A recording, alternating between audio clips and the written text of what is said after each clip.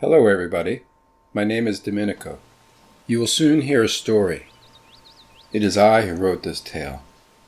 One day I listened to Jungbub Lecture 6183. In this lecture, Master Cheon Gong said nothing in this world ever happens without a reason. At that moment, a short old fable that I read somewhere flashed through my mind. And at that time, I wanted to look back on my life for a little while, so I wrote this. Please enjoy listening. Nothing happens by chance. In the course of his life, David was invariably always in the right place at the right time. He could rightly say that he was one lucky man. When he was just a boy, his father had to be urgently rushed to the hospital. The words uttered from the doctors a couple days later did not leave much room for hope. And from that moment on, he began to feel such sadness, and bit by bit this sorrow burrowed deep within him.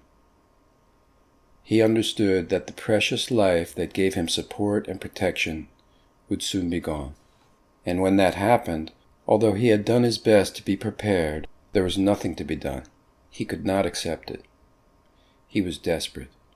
For the first time in his life, he felt the pain of abandonment. It was something unbearable. He felt that his young life no longer had any value. The days that followed would be sad ones. But he was able to unleash the vitality of his youth, which allowed him to complete his studies and even have fun with his friends, although the fear of suffering still caused him to keep to himself, especially when girls were involved. But one day he met a girl he really liked a lot. They started dating. He gradually lowered his defenses, and so, in the end, by mutual agreement, they decided to live together. He was happy again. Life had meaning again. But unfortunately, destiny had other plans. In fact, after only a few short months, the bliss of their courtship turned into anguish. He began to feel that he was standing in front of a different person. He began to think that maybe he had never really known this girl. And he felt abandoned again. It was just like the first time, and the pain he felt was intense. However, despite the difficulties, David gritted his teeth and held on. So they continued together for a few years.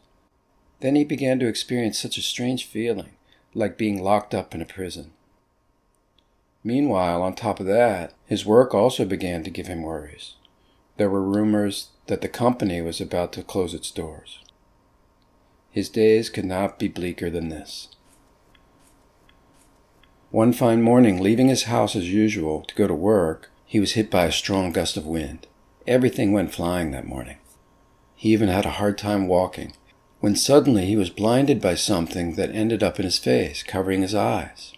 He immediately removed it with his hand and saw that it was a page of a book.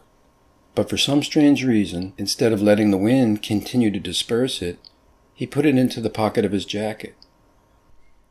Sitting uncomfortably in an overcrowded subway, he remembered that page. He took it out of his pocket and began to read carefully. Once upon a time, there was a farmer who worked hard on his land with the help of his son. "Father, what a calamity!" the boy shouted one day. "Our horse has escaped from the stable." "Why do you call it misfortune?" his father replied. "Let's see what will happen." A few days later, the horse returned, carrying a whole herd of wild horses with it. "Father, what luck!" the boy exclaimed this time.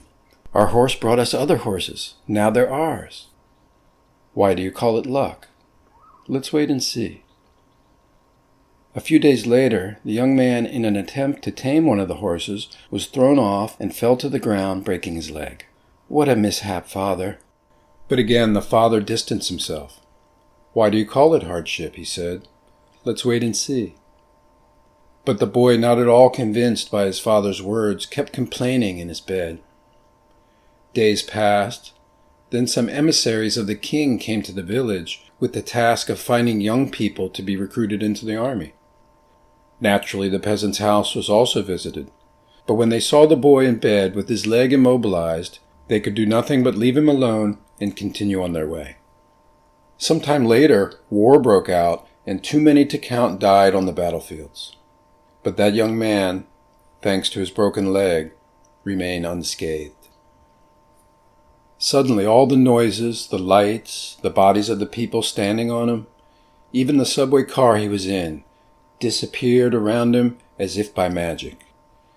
He understood with great clarity that it was time to change course and abandon all his fears. He didn't go to work that day. He wandered aimlessly throughout the city, peering into windows, drinking a few too many cups of coffee, and reflecting, looking back on his life for a very long time, on the meaning of the choices he made, and on what were the possible solutions. That same day, he found the strength to break away from his partner. And this was only the first step.